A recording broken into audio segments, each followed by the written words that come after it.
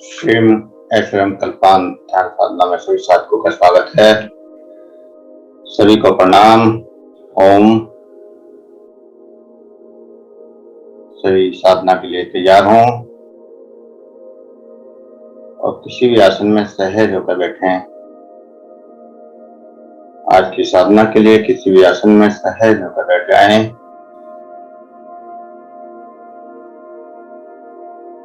किसी भी आसन में सहज होकर बैठ जाएं।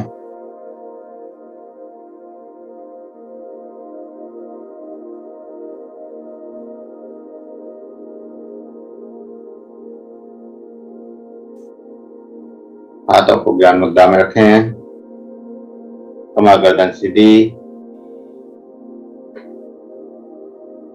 आंखों को कोमलता से बंद और सहज हो जाएं। 2 गहरे श्वासों के साथ सहज होते जाएं। 2 गहरे श्वासों के साथ सहज हो जाएं।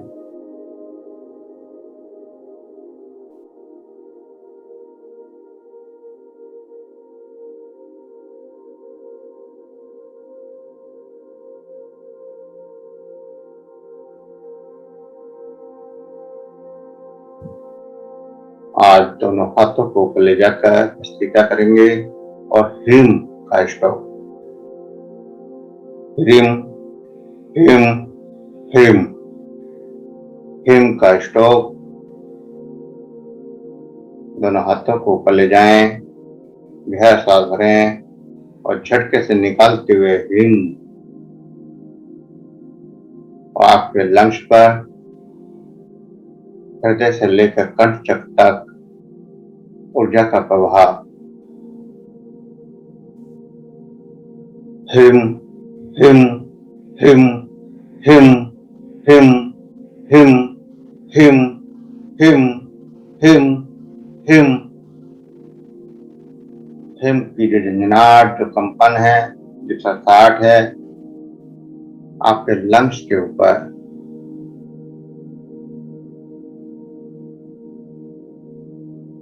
हृदय चक्र से लेके कंठ चक्र के बीच में हिम की एनर्जी, हिम की ऊर्जा, और उस ऊर्जा को बढ़ता हुआ महसूस करें। हिम की ऊर्जा लगातार बढ़ रही है।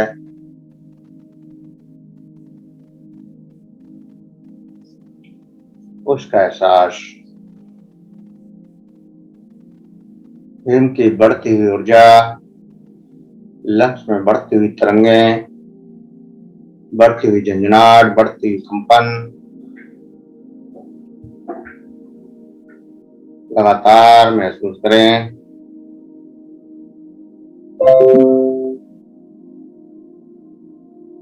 लगातार ऊर्जा का एहसास, एक अद्भुत ऊर्जा का एहसास। जितना जहजता से कर सकते हैं करें और फिर रुक जाएं पल के लिए और फिर दोबारा करें।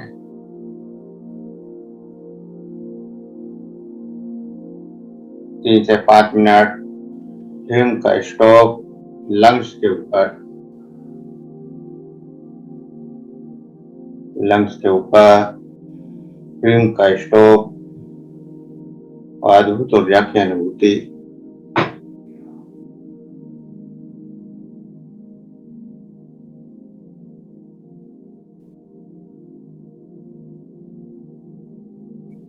हिम की अनुभूति लगातार बढ़ती हुई,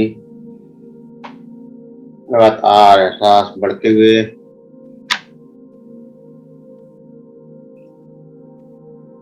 उन बढ़ते हुए एहसासों को महसूस करते जाएं।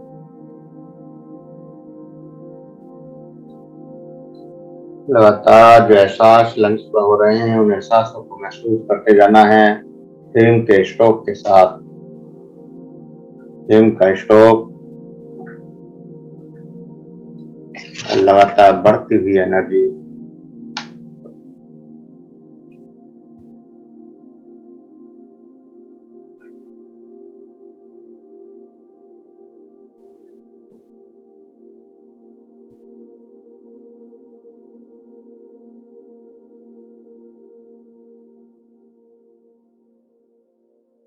पूरे लंग्स ऊर्जा से भर चुके हैं और लंग्स में कंपन, झंझनाहट, सरसाहट हो रही है। ये लंग्स की झंझनाहट लंग्स संबंधी समस्या खत्म कर देगी। साथ ही साथ मौसमी इन्फेक्शन, बदलता हुआ मौसम और ये बरसात, इस बरसात में बड़े इन्फेक्शन होते हैं। सर्दी, जुकाम, खांसी, बुखार अक्सर बरसात में बढ़ जाते हैं और लंग्स में इन्फेक्शन होने शुरू होते हैं। तो लंग्स के इन्फेक्शन को ठीक करने के लिए ह्रीम की ऊर्जा, ह्रीम की शक्ति अपने लंग्स में जागृत करनी है और उस ऊर्जा को लगातार बढ़ाता हुआ महसूस करना है। आपके लंग्स में जो ऊर्जा बढ़ रही है, इससे सभी संक्रमण खत्म हो रहे हैं और महसूस करें कि आपके लंग्स स्वस्थ हो गए हैं। अगर हमारे लंग्स स्वस्थ होते हैं तो शरीर की बहुत सारी बीमारियों से बच जाते हैं।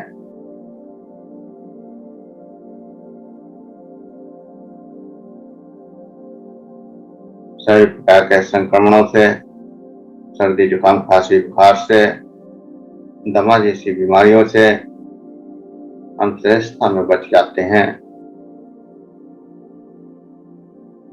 तो लगातार जो ऊर्जा जागृत हुई है, उस ऊर्जा का एहसास स्टोव लगाना बंद कर देंगे। उस एनर्जी को पूरी एकाग्रता से, स्थिरता से देखना है। किसी भी एनर्जी की लहर पर जब आप अपनी चेतना शक्ति को ले जाते हैं तो वो लहर बढ़नी शुरू हो जाती है और फिर पूरे शरीर में फैलने लगती है। तो लंग्स की ऊर्जा को पूरे शरीर में फैलता हुआ महसूस करें। पूरे शरीर में कंपन, ससाट या झंझनाहट धीरे धीरे फैल जाए और ऊपर ये सिर तक जाए और नीचे पैरों को भी मिलता। पूरा शरीर ऊर्जा से भर जाए, पूरे शरीर में ऊर्जा बढ़ जाए, अद्भुत ऊर्जा का प्रवाह पूरे शरीर में हो जाए।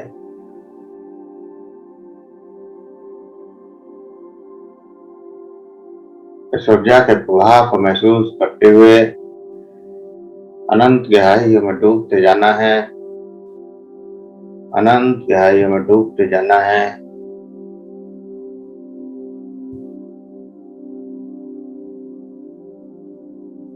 बंद आंखों से आज्ञा चक्र पर देखें और वहां जो कुछ भी दिखाई दे रहा है केवल उसको देखते रहें। कुछ करना नहीं है, कुछ सोचना नहीं है, कोई विचार नहीं, कोई क्रिया नहीं, कोई प्रतिक्रिया नहीं, सिर्फ और सिर्फ देखना है और देखकर आगे बढ़ते जाना है।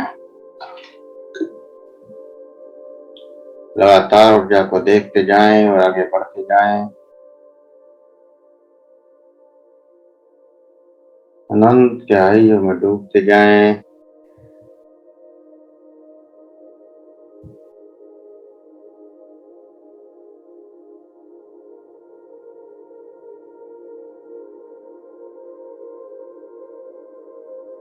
ऊर्जा का एहसास करते हुए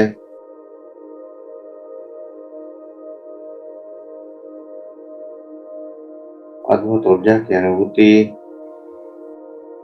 जो आपके अंदर हो रही है, उस ऊर्जा का एहसास करते जाएं। और जो आज्ञा चक्र में प्रकाश जागृत हो रहा है, उस प्रकाश का भी एहसास करते जाएं।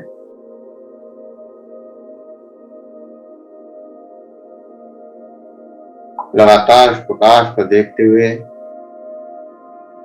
उस प्रकाश की अनुभूति को करते हुए अनंत गहराइयों में डूबते जाएं।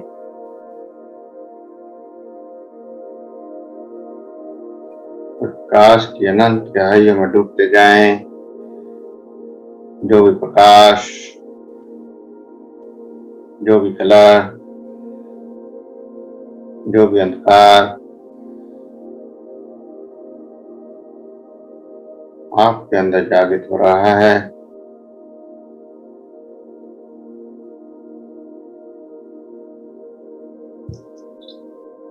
जो भी अंदर जागृत हो रहा है उसी को ध्यान से देखें और सिर्फ देखें। करना कुछ नहीं है, सोचना कुछ नहीं है, सिर्फ देखते रहना है और उसको देखते देखते एक अनंत गहराई में, गहरी शांति में डूबते जाना है। एक गहरी शांति आपके अंदर उतरती जाएगी और इस गहरी शांति को स्वीकार करते हुए लगातार ध्यान से देखते रहना है। जो कुछ भी दिखाई दे, जो कुछ भी प्रकट हो,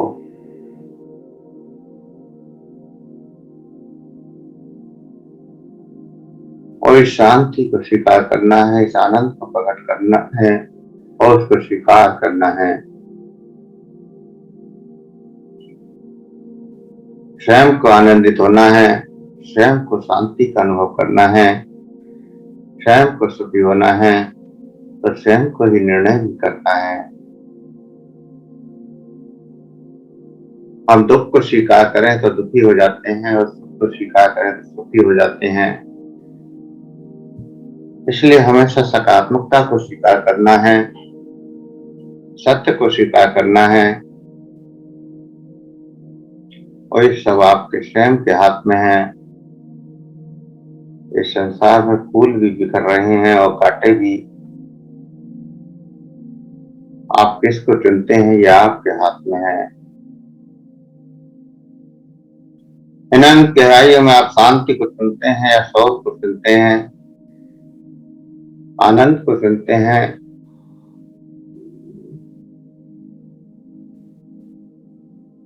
या फिर विचारों में खो जाते हैं।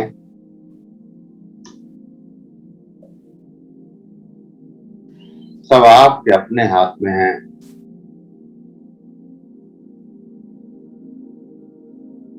कुछ भी छुपा नहीं है,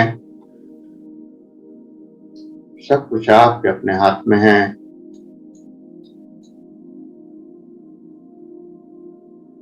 जैसा चाहो वैसा स्वीकार कर सकते हो, जैसा चाहो वैसा कर सकते हो।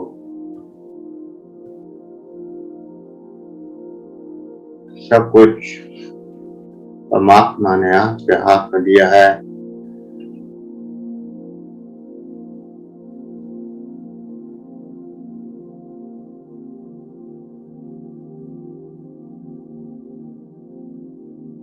और हर कदम पूर्ण चेतना में उठाना है, जागते हुए उठाना है,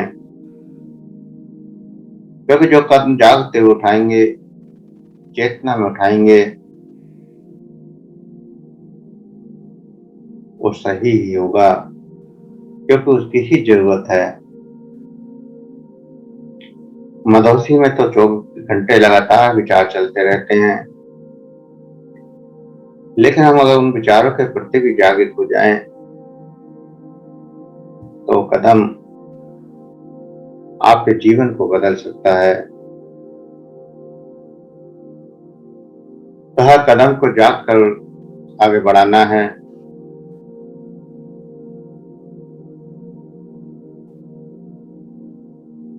अनेक भ्रम वहां प्रकट होते हैं, उन भ्रमों में उलझना नहीं है। अनेक मनमोहक दृश्य प्रकट होते हैं, उन दृश्यों में उलझना नहीं है।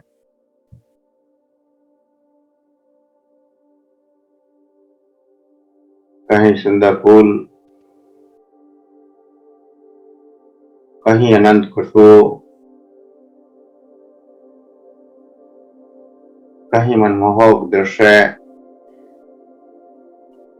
आंख को उलझा कर रख देते हैं। तो आपको उलझना नहीं है।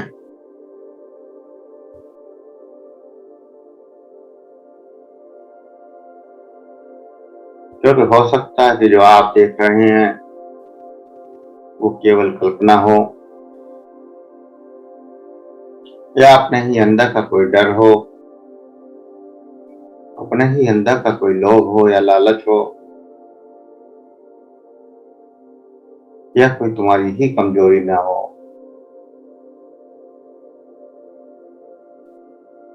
तो उन दृश्यों में, उन कल्पनाओं में भटकना नहीं है और कुछ नहीं करना है।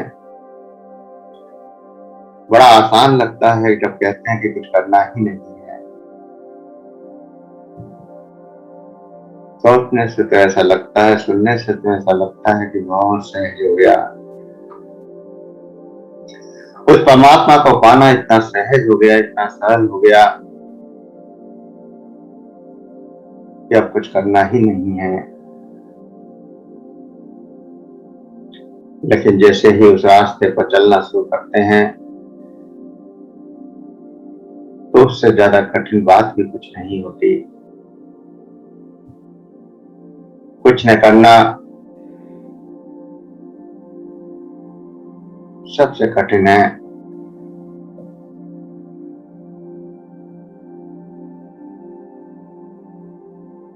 क्योंकि जन्मों से हमने अपनी चेतना को लगातार कुछ न कुछ करने के लिए दिया है।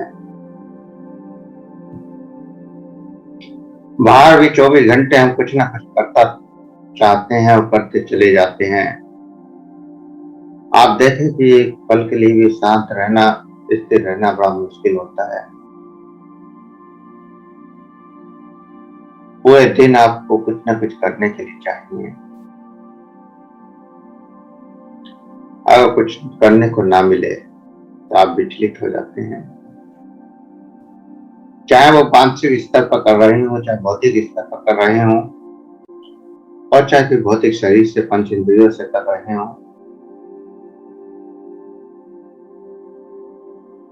तो या तो इंद्रियों से कर रहे हैं, या फिर बुद्धि से कर रहे हैं, या ज्ञान से कर रहे हैं, या मन के विचारों से, कल्पनाओं से कर रहे हैं। कुछ ना कुछ लगातार करते रहते हैं और जन्मों से करते आए हैं, इसीलिए ना करना बड़ा मुश्किल हो जाता है। कुछ न करना सबसे ज्यादा कठिन हो जाता है। सुनकर तो बड़ा अच्छा लगता है कि साक्षी भाव कितना आसान है, सिर्फ देखना ही तो है। लेकिन जब चलना शुरू करते हैं तो बड़ा मुश्किल हो जाता है।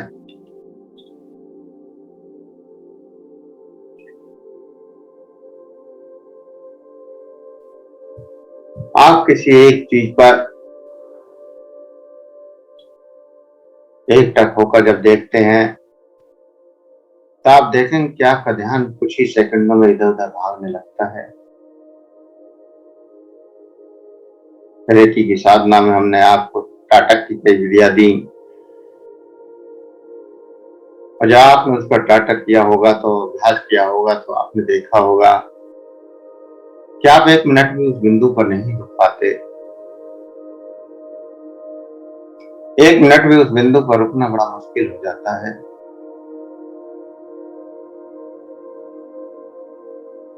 और आप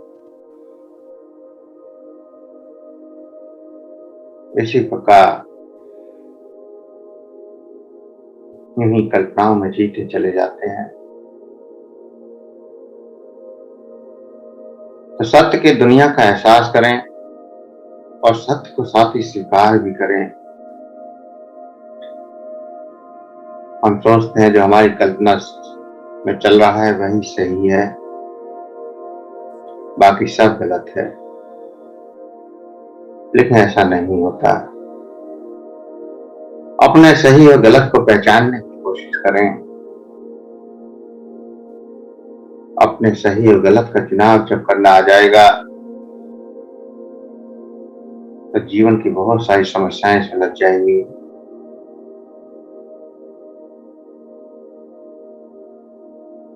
बहुत सारी समस्याएं सुलझ जाएंगी और जीवन में बदलाव आ जाएंगे।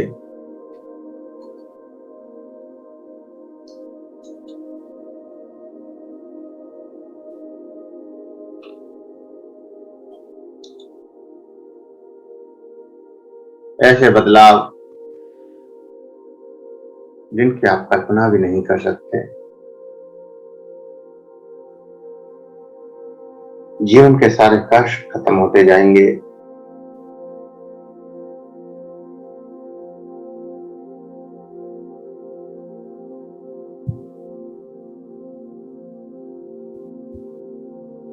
हम जिससे नफरत करते हैं या जिसके लिए मन में द्वेष पैदा हो जाता है या जिसको हम बुरा समझते हैं, फिर वो चाहे कितनी भी अच्छी बात क्यों ना करे, कितनी हित की बात क्यों ना करे, कितनी भले की बात क्यों ना करे, वो हमें बुरी ही लगती है और हम उसका हमेशा विरोध करते हैं। हम उसकी अच्छी बातों को भी सुनने को तैयार नहीं होते। लेकिन वहीं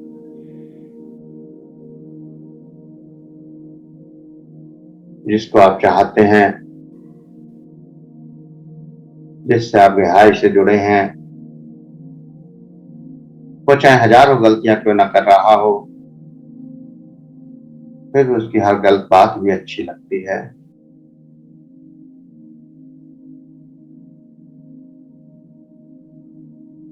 क्योंकि हमने उसको स्वीकार कर रखा है और ना तो अच्छे में ही फैसला करते हैं, ना ही गलत में फैसला करते हैं कि आखिर सत्य क्या है, सही क्या है। हमारी बुद्धि, हमारा मस्तिष्क सही और गलत को जान सकता है, समझ सकता है, एक एक विचार पर अच्छे से समझकर प्रतिक्रियाएं कर सकता है। लेकिन हम बुद्धि का इस्तेमाल ही नहीं करते। हम अपनी चेतना शक्ति का इस्तेमाल ही नहीं करते।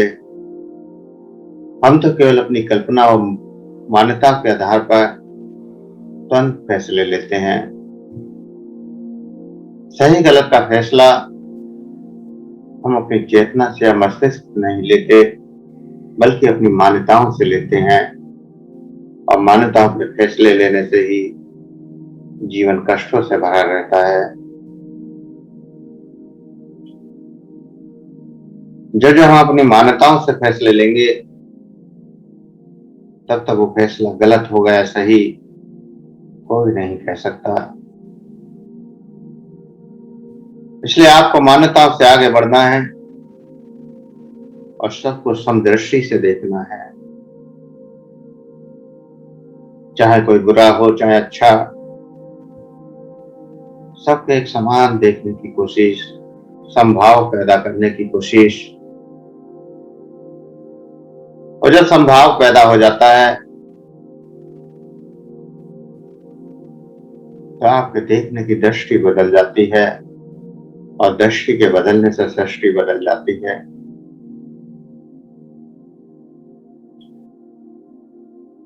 मेरी किसी साधना में कोई नियम नहीं होता। कब उठना है, कब खाना है, क्या पीना है, क्या करना है, क्या नहीं करना, क्या छोड़ना है, क्या पकड़ना है, कुछ भी नियम नहीं होता।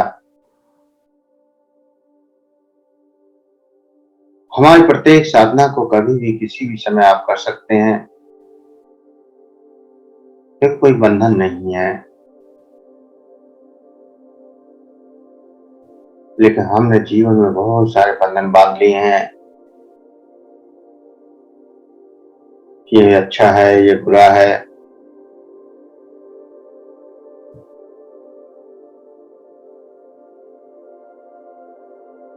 और उन्हीं बंधनों से हम उलझते चले जाते हैं। कभी अच्छे में उलझ जाते हैं तो कभी बुरे में उलझ जाते हैं। हमें अच्छे और बुरे से भी आगे बढ़ना है और समतत्व की उत्पत्ति करनी है, समतत्व की जागृति करनी है, जहाँ सब कुछ समान हो, ना अच्छा ना बुरा, ना पाप ना पुण्य, ना काम ना काम।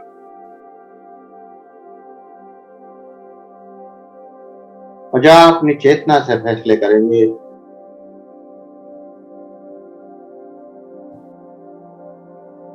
सामने वाले की बात पर कुछ क्षण रुक कर विचार करेंगे और जब उसको जवाब देंगे तो जवाब सही होंगे और जवाब आपको भी आनंदित करेंगे और सामने वाले को भी आनंदित करेंगे। ना खुद को कष्ट होगा ना दूसरे को कष्ट होगा।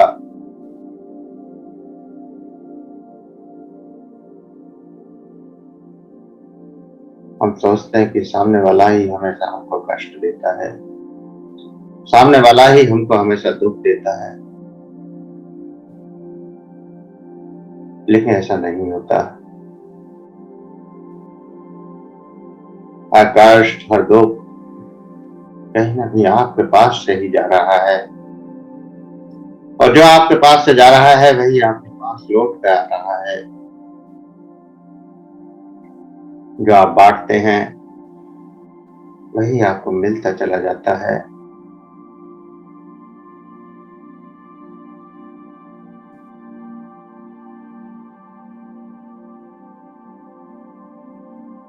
हर मनुष्य वही दे सकता है जिसके पास जो है।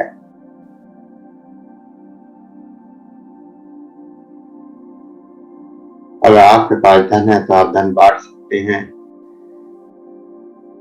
अगर आपके पास ज्ञान है तो ज्ञान बांट सकते हैं, अगर आपके पास प्रेम है तो प्रेम बांट सकते हैं। ऐसे ही अगर नफरत है तो नफरत ही ले बांटते हैं, दुख है तो दुखों को ही बांटते हैं, कष्ट है तो कष्टों को ही बांटते हैं। और फिर जो बांटते हैं वही लौट कर भी वापस आता है। तो जब लौट कर वापस आता है तो आप विचलित हो जाते हैं, दुखी हो जाते हैं, बर्दाश्त नहीं कर पाते और फिर उस पर प्रतिक्रियाएं शुरू करते हैं जो उस कष्ट को और बढ़ाती चली जाती हैं।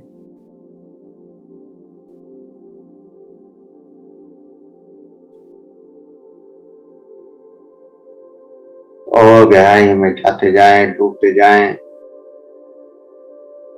और गहरे विचारों में।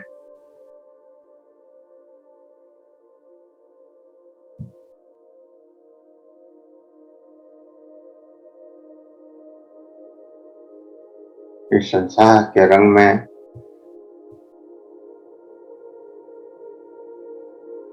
रंगते हुए उस परमात्मा के रंग का भी एहसास रखना है।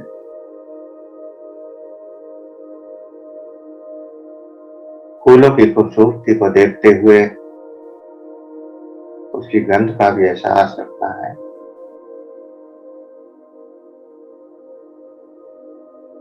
और जब किसी गंध को स्वीकार कर लेते हैं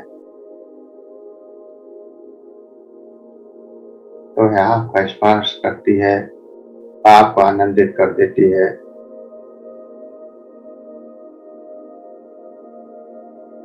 कई फूलों के बगीचे से गुजरते हैं तो बिना फूलों को छुए भी आप उस खुशबू से भर जाते हैं। आपके कपड़ों में भी वही खुशबू आने लगती है। जैसे ही ये जीवन है और इस जीवन में जितने आप जो चाहते हैं स्वयं के लिए वही बांटना शुरू कर दें। आप चाहते हैं अगर प्रेम को तो प्रेम देना शुरू कर दें, आप चाहते हैं सुखों को तो सुख देना शुरू कर दें।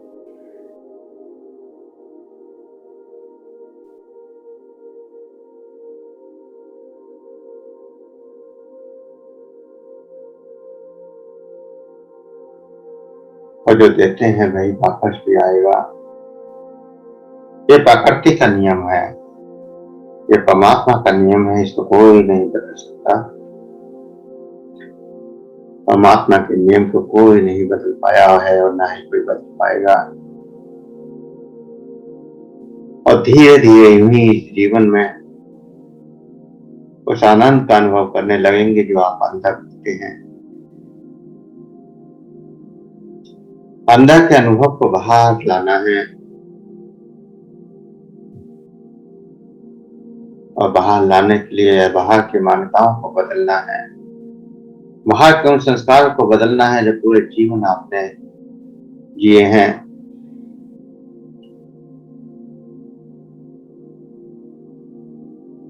हम हमेशा दूसरे के बताए हुए रास्ते पर चलते हैं, दूसरे के बताए हुए बातों को स्वीकार करते हैं।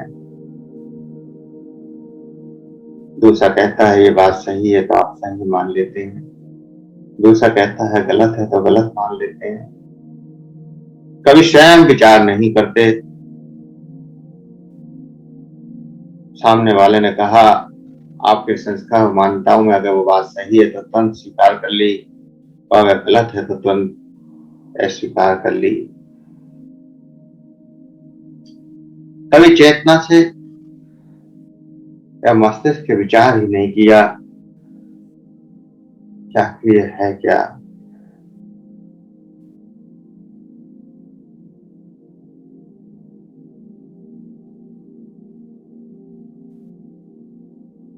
तो जन्म और मृत्यु के बीच ये जो जीवन है,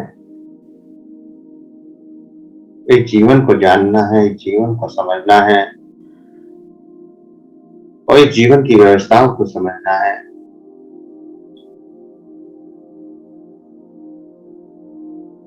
अगर इन जीवन की व्यवस्थाओं को हम समझना शुरू कर दें तो हमारे जीवन का हर पल आनंद से भर जाएगा, खुशियों से भर जाएगा।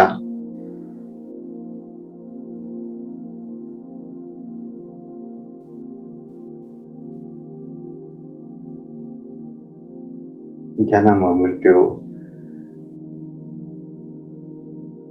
बस यही है सत्य।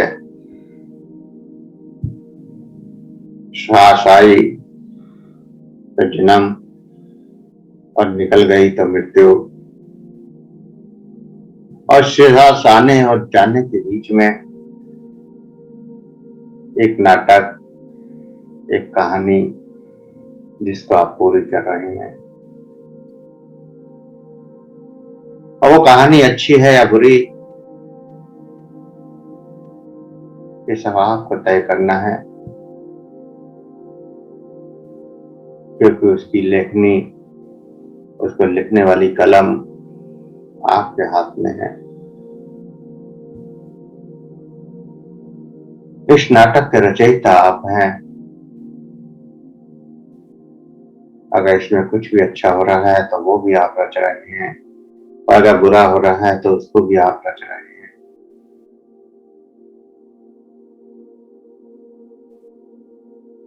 अच्छे और बुरे दोनों के रचयिता हैं आप।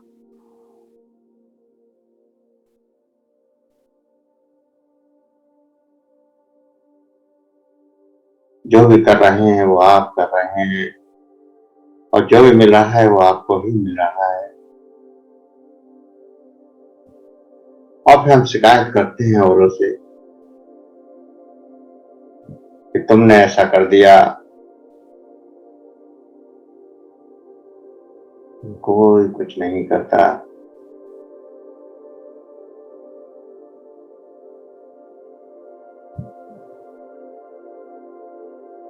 कोई बीच में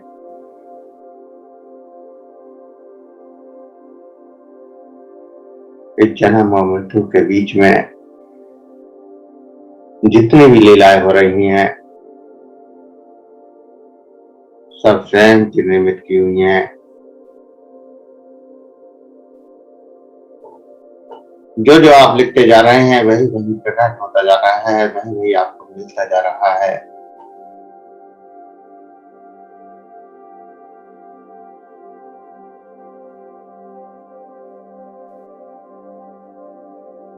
और इस बीच के सफर को सुंदर बनाना है,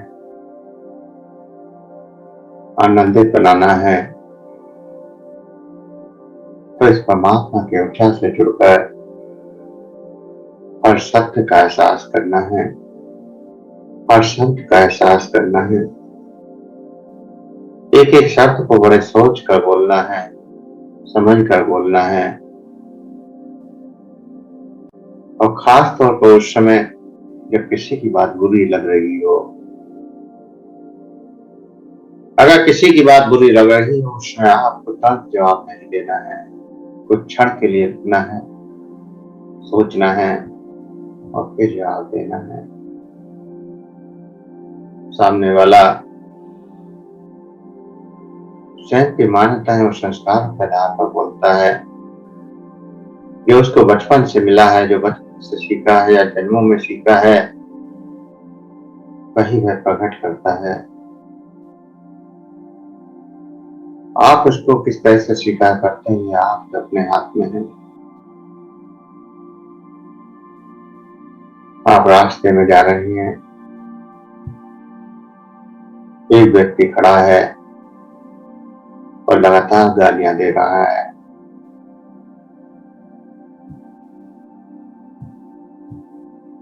हजारों व्यक्ति निकल के जा रहे हैं, कोई से कुछ नहीं कहता, लेकिन वही एक व्यक्ति उन गालियों को स्वीकार करता है और उससे लड़ने लगता है। ठीक ऐसे ही हम पूरे जीवन करते हैं। गौतम बुद्ध की एक कथा,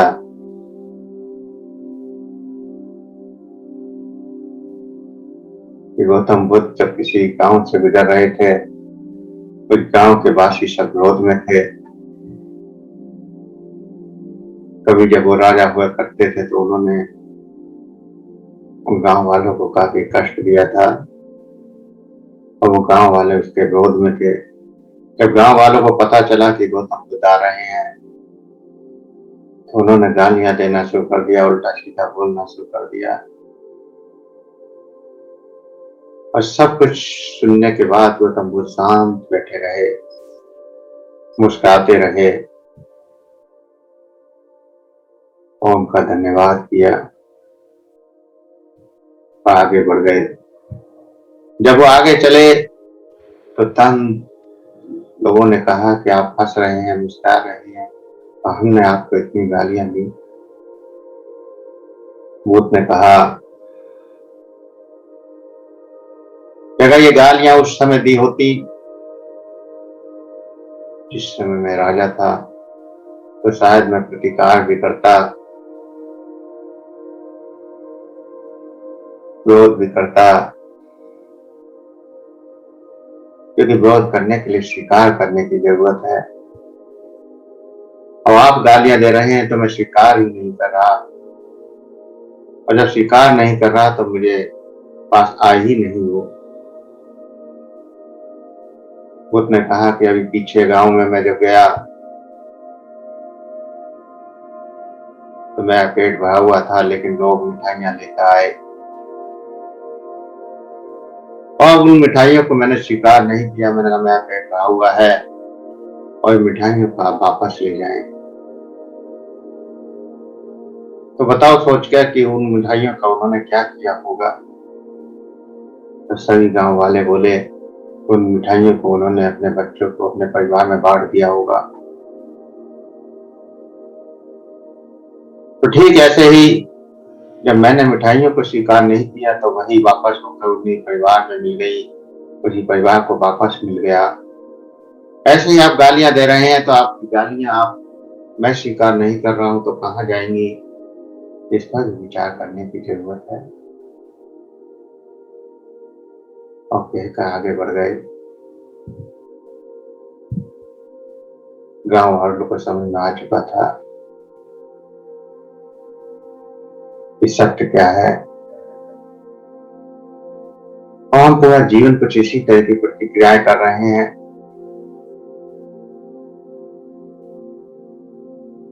तो हमें ना तो अच्छे को स्वीकार करना है, ना बुरे को स्वीकार करना है। और अच्छे और बुरे को दोनों को स्वीकार करते हुए आगे बढ़ते हैं, तो आप मुक्त हो जाते हैं। आप कर्मों के बंधनों से मुक्त हो जाते हैं, कर्म बनना बंद हो जाते हैं।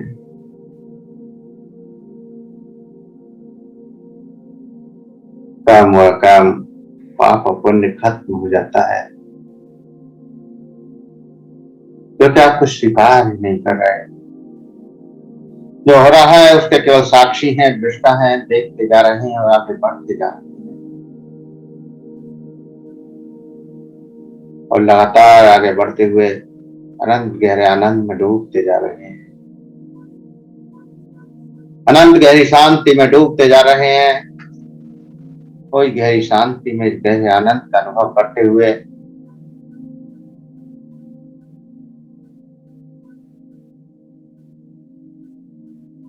धीरे धीरे चेतना में वापस आएंगे।